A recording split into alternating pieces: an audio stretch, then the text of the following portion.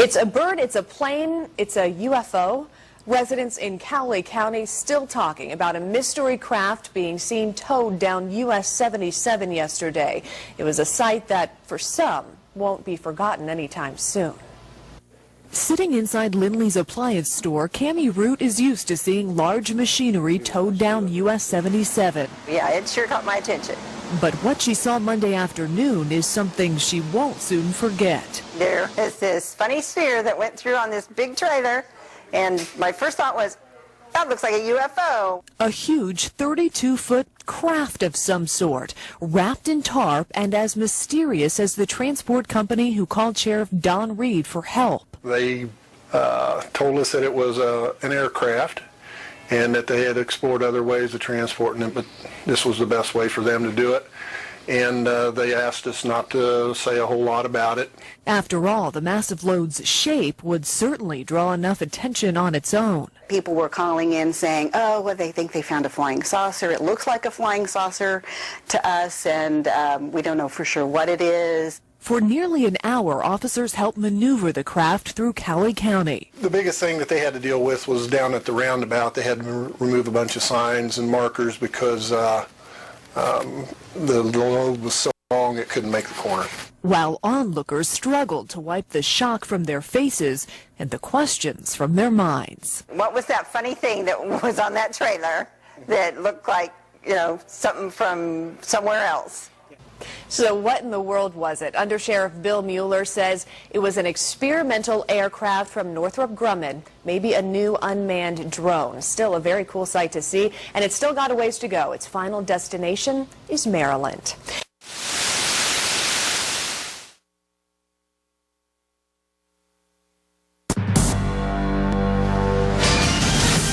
Welcome to the Petroglyphsinthesky, the ultimate UFO show, with your host, Jeff Woolwine.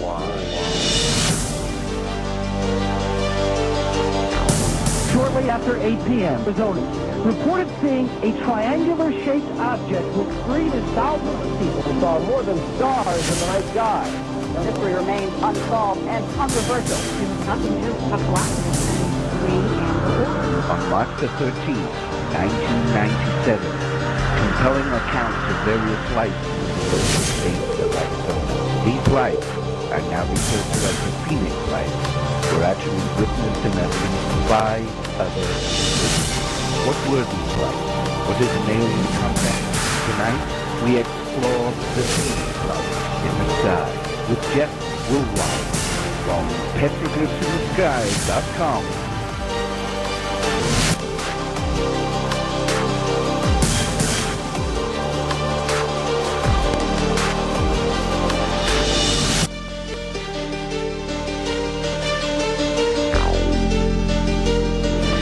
Jeff Woolwine, the first person to do this.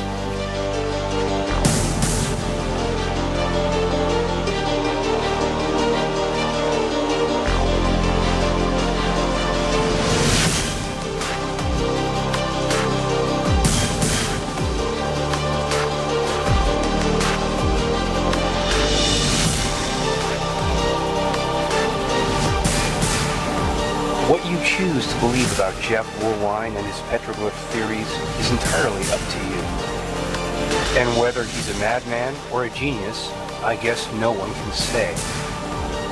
What we can say is that ancient art is riddled with images of strange beings, wheels of fire, and flying shields in the sky.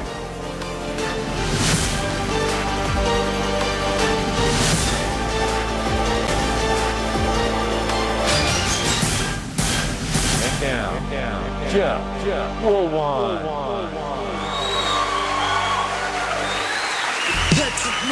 Welcome, Skywatchers, to another episode of Petroglyphs in the Sky, Ultimate UFO Show. I am host Jeff Woolwine. Okay, got a lot of great videos for you today. The ones that we're going to see today was one that I did with an interview with Kevin Smith, and he's a good friend of mine. He has his own radio show. You can find him at kevinsmithshow.com. And I've done a lot of interviews with him, and here's one that I did, and it's called Battle of the Gods. Now, this is only a 10-minute piece, But you can see the full film on my website, petroglyphsinthesky.com. And this video pretty much talks about on how the Sumerians and the Holocom pretty much were kind of either interacted with each other or were possibly the same people. They talk, the Sumerians and the Holocom and a lot of other Native American tribes talk about the lizard people on how they come up out of the sand world. You see, the story in Phoenix, when the Holocom first got here, they didn't know how to live in the hot, dry desert. So the lizard people came up out of the sand world, and they lost their tails to look like everyone else. They taught these people on how to live in the hot, dry desert. And when they were done teaching them, the lizard people went back down into the sand world and promised to return someday. Now, this story you can find all over the world as far as lizard people and you know, the lizard people talking about or helping out other cultures here in the world hundreds, thousands of years ago. And I hope you like this next one. And thanks, Spot. And here we go. Look like everybody else. And they taught the people here how to live. And one of the legends is this spider woman, this spider entity, liked the people and actually taught them how to weave their baskets simply by watching the web. Now, when they were able to teach them how to live, they went back down into the sand world and promised to return someday. So these lizard people, from what I'm studying, from what I've seen here, it's like the Phoenix lights and all these little barbell-looking things that are flying around. This is just the tip of the iceberg on what's to come. If these lizard people is true, if we're supposed to take the petroglyphs and the legends and the myths literally, then these lizard people have yet to emerge out of the rocks. And from what I can tell up here and reading the glyphs up here, there's a lot of things that are still in these mountains here and that have not yet been shown. And it's interesting on why all of a sudden, you know, the Indians, they tell us that we're in the fourth world, we're getting ready to enter the fifth. And it's interesting, ever since, give or take 1995, at least here in the Valley of the Sun, we started seeing these Phoenix lights here. And then the big one in 1997 when everybody saw it. But you know what? Actually, Kevin, it's a regular basis out here. If you look at my website, I'm showing these lights all the time. Seeing these creatures in the day. And it's interesting how come they haven't came down and made contact with us and said they're here yet. You know, one of the news interviews here, one of the guys from Channel 5, he asked me, he's like, well, you know, they haven't made contact with us. You know, we should pose them as a threat because we don't know what they're doing. You know, what are they doing up there? They're letting us see us, but yet they're not coming down and they're not talking to us, you know. Well, why is that? And I believe that it's because we do not need them yet. I think something big is about to happen, and when mankind needs help, then they're going to see possibly these Phoenix lights. Now, the petroglyphs show these supernatural beings, they like to morph, they transform, they like to look like people, they like to look like animals, if you will. And I believe that when this, let's call it a Holocaust, happens, there won't be any food, there won't be any water, but yet they're going to see these little Phoenix, and one's going to come down and he's going to turn himself into a man, and he's going to say, I'm here to help you. And man will be forced into, let's say, worship this creature to survive because we need them. You see, we don't need them yet. But I think in the future, we will come back to these holy mountains for help and guidance, just like it was in the time of the beginning. All right, now, out on the mountain, couple of things. The Phoenix Lights in 1997 was a spectacular display. But that exact same configuration of lights looks exactly like what people saw is in one of those ancient petroglyphs out on the mountain. You have a picture of it on your website. That's correct. That's right. Also, you're talking about these things morphing. There are petroglyphs out there that show stages of one of these lizard men materializing. You see a very faint sort of outline of one of the lizard men, and then you see next to it, you'll see another outline of the same lizard man. It's identical, but there's more to it. It's not as misty looking. That's right. And then next to it, solid. One that's solid. Right. And so, and these appear next to those spirals. That's correct. So it appears that what the Hohokam were telling us is that they come out of these energy portals and materialize. Right. That's what it looks like to me. I admit I'm in the 21st century. I'm looking at these ancient petroglyphs with 21st century eyes. But that is how it appears to me. That's correct, and that's the story, and I have seen that many, many times.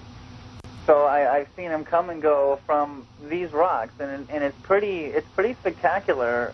When they leave, Kevin, I really understand what the natives mean. I mean, I understand this now when they call them spirits, because they look like spirits when they leave, or when they come when they're about to go into the ground. They look like a ghost, okay?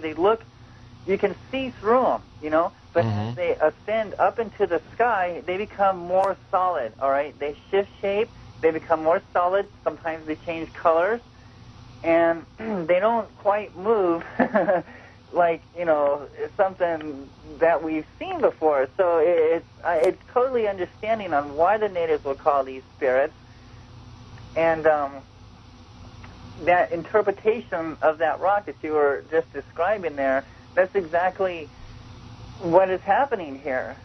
And, for those who missed the show, when I had Thunderbeat on, she is a Native American shamaness, female shaman. I told her about your interpretation of these spirals being a marking of an energy portal, and she said that is exactly right. That is exactly what that is. However, she said if it ends with the end of the spiral going up, that means it is an exit from here to the sky, to the heavens. It's a portal into the heavens, which you had correctly stated. If it ends going down, it is a portal. You had told me it's a portal to enter into the earth. But here is something that was interesting. She said it can mean it is an arriving portal from the heavens. Okay, so it may not be just going into the ground, but it can be a portal coming from the heavens to that spot. Right, exactly. It builds in that spot there. The energy creates the doorway. Here's something else that's interesting too, Kevin. Excuse me. In studying this and watching these creatures over the years, they pretty much pop up in the same spots. I mean, on a regular basis. I mean, you can pretty much predict them now on when they're going to show up, what season, what time. I mean, it's awesome. You just got to follow the sun. And here's something else that I've learned also. Now, on my website, petroglyphsinthesky.com, if you go to one of the links there that says, how can I see or where can I see a UFO in Phoenix, Arizona, you click on that, it shows a map, okay? It's an old map, 1930s map. It could be older, I can't remember. But it shows they documented all the canals, okay? They documented all the canals and also all the Indian mounds, all the Indian ruins throughout the valley. And in studying these creatures and the natives who dealt with them, it seemed like they wanted to get as close as possible as they could to these things. And this could explain, like, Montezuma's castle, all right? Now, we got this castle high up on a cliff, all right? It's in a hole in a rock. And then sometimes there's a crack. There's a huge crack on the side of that cliff with a big, massive spiral in it, all right? And that spiral represents a doorway for these creatures. Now, if this is the case, if what I'm saying is true, then we could predict on where the hot spots are around the valley through the Indian ruins scattered throughout the ground here. I believe that they lived, like, for instance, when the spirals ended up, that means there's a porthole, there's a doorway in the sky there. So they would build their ruins, they would build their houses right, excuse me, under where these UFOs would be at. Now, how I came to that conclusion was in 2004. If you look on that map there, you'll notice off to the east side.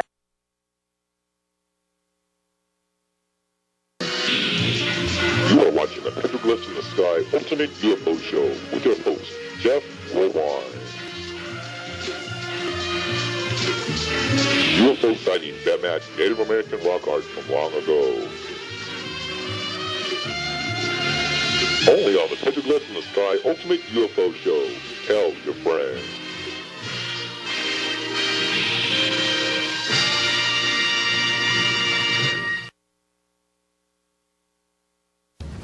A developing story right now as many of you spot a giant ball of light. There it is, zipping through our skies tonight.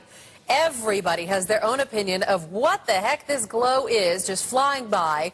A UFO, a meteor, even a plane on fire. Thanks for choosing us tonight. I'm Katie Rammel. And I'm Steve Irvin. We started getting calls on this into our newsroom shortly before 8 o'clock, dozens of them. And we've had reports this ball of light has been seen as far away as Nevada and Colorado. So, of course, we put our crews quickly out to work to find out what exactly this is. ABC 15's Adam Slinger joins us live. And Adam, what did you find out about this? You know, we've made calls to everyone from NASA to the National Weather Service, and right now no one seems to know exactly what it was. Now, our reporter, ABC 15's Brian McElhatton, snapped this picture for us just about 2.5 hours ago. He says he saw two different events. Now, this is a picture of the first event. He saw this little orange dot streaking across the sky. It did not make a sound, and he says it hovered above the clouds for about 15 minutes or so before it disappeared into the atmosphere. Then, about 30 minutes later, he saw a meteorite. And you could see pieces falling off. It almost looked like a Roman candle flying horizontally through the sky, if you're familiar with that. That blasted maybe 4 to 5 seconds. This massive green ball shooting through the sky horizontally, and it had a big old white tail, but it was so bright and crazy and beautiful, and I couldn't believe that I was witnessing it. That's Holly Picard, another witness. Now, this is a picture of the Upper Atmosphere Research Satellite. NASA says it is expected to fall to Earth somewhere between Alaska and southern Africa, which is a pretty big section of the sky, but they're not expecting the satellite to fall until the end of the month. Now, back out here live, our newsroom was lighting up too with phone calls. We had calls from Glendale, Chandler, Maricopa, North Scottsdale, North Phoenix, Prescott Valley, all wanting to tell us what they saw and asking what it was. The National Weather Service even told us the Maricopa County Sheriff's Office called them because their aviation unit saw the same thing over the Deer Valley Airport. By the way, if you're wondering, this might be out of the Vandenberg Air Force Base. Well, the next launch there is not scheduled until September 21st. So a lot more questions than answers at this point. Adam, thank you. And we're just getting some new video into our newsroom of this ball of light. We want to show this to you. We've highlighted it there on the screen. This was taken by Daniel Vieira over at the Chandler Mall. So you can just see it there in that oval that we've made on the screen as it moves across the sky. But he was able to capture that video and send it on into us here at ABC 15. A lot of people said this was moving horizontally, too, which might rule out a meteor. We'll keep checking on it for you. Meanwhile, turning to democracy.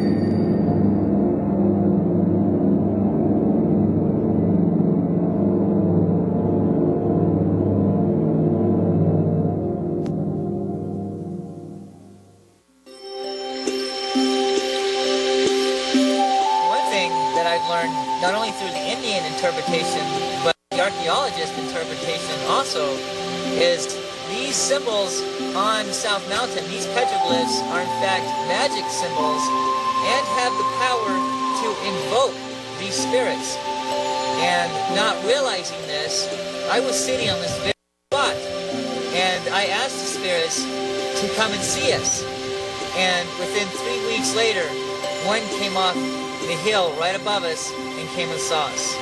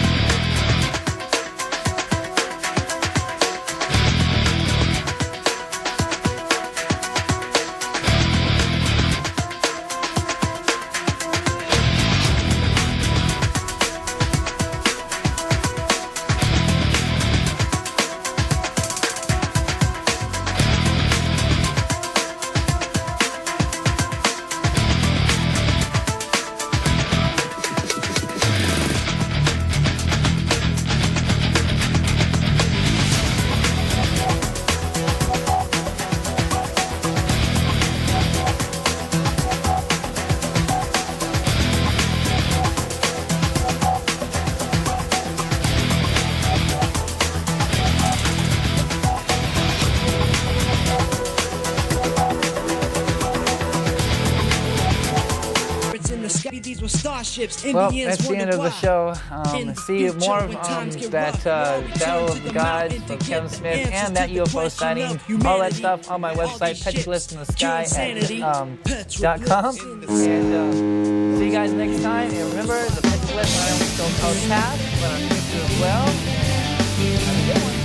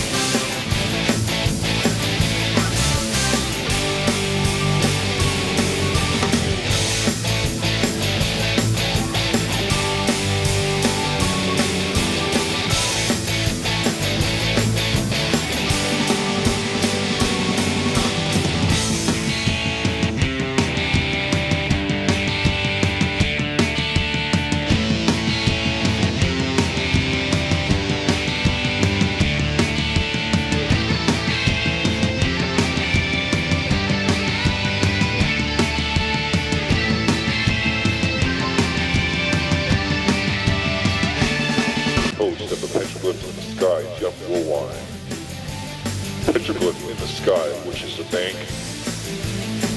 Tom Moreno, Captain Star Eagle from Cosmic Chronicles. Jim Rogers from The Cutting Edge Show. TheKevinSmithShow.com. Access Tucson. And viewers like you, thank you. Until the next exciting episode, keep your eyes in the skies. You never know what you might see.